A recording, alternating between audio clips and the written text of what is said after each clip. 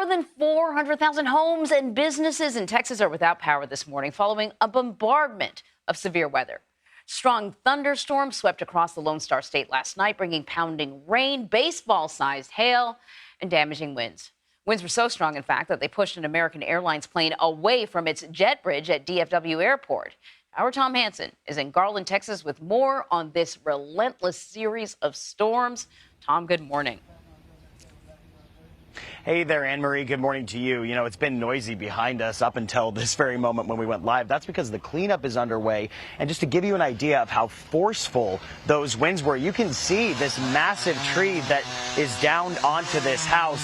It also took this carport with it and folded it over the roof. But as you mentioned, the main concern here is what you can't see, which is power outages, which are still affecting so many people across the state. Roughly 450,000 Texans are waiting for the lights to come on. That's down from 1 million people overnight from those strong, strong winds that swept across East Texas.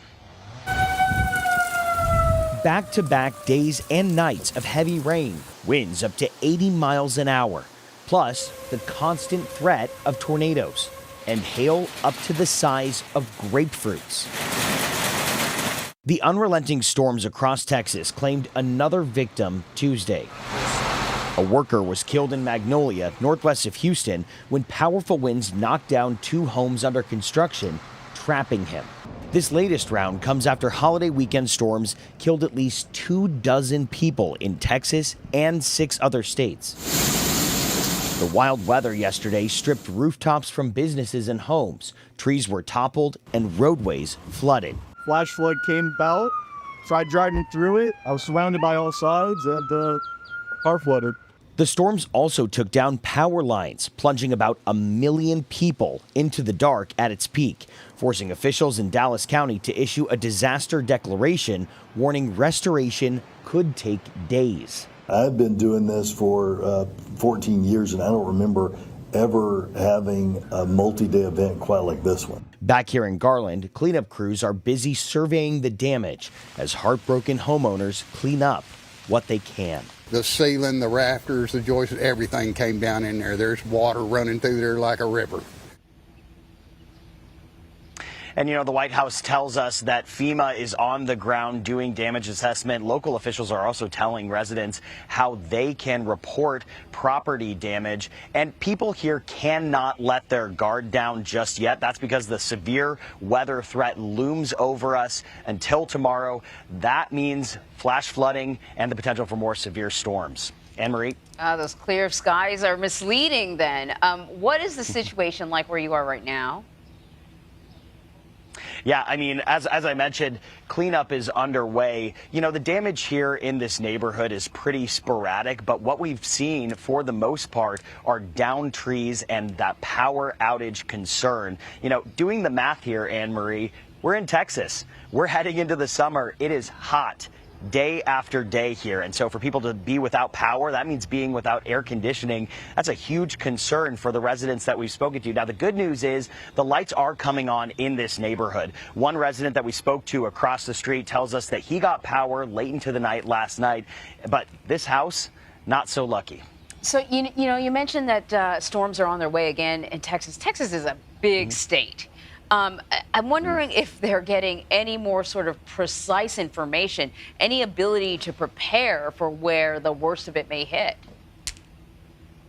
Yeah, you know, the worst of it is expected in North Texas. But as you know, severe weather is pretty unpredictable. And when you factor in strong winds like what we saw, it caught people here off guard.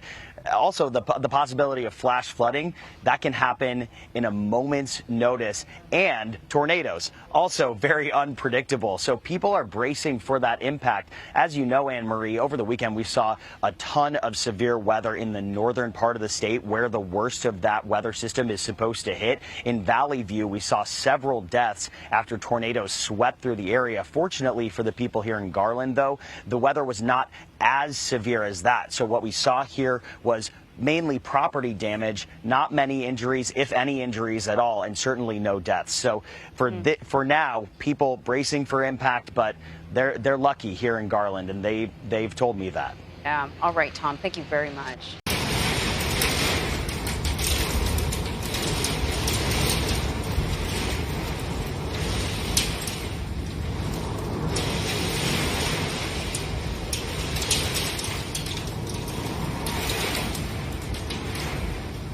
got pretty dark pretty quick.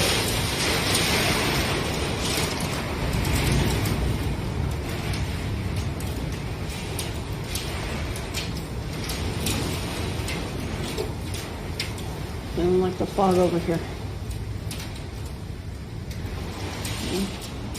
It's all dark back that way.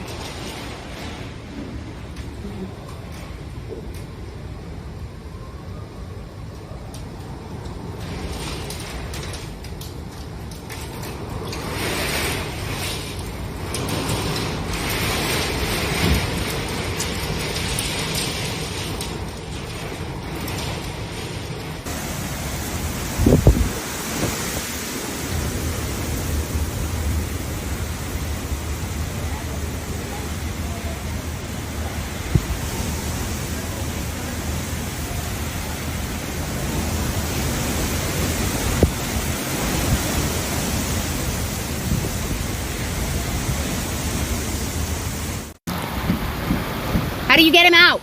Windshield?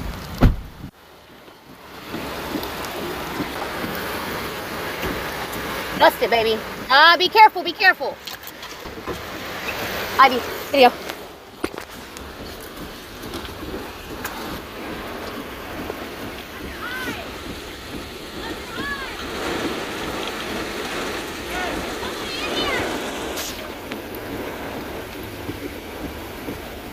Hey, call 911, Ivy.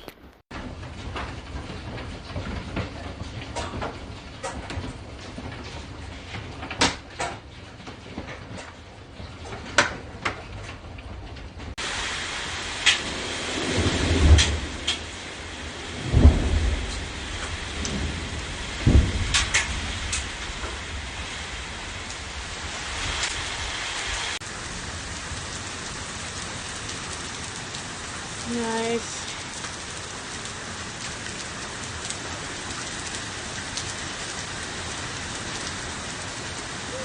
You've got hail. I think I watered my yard yesterday.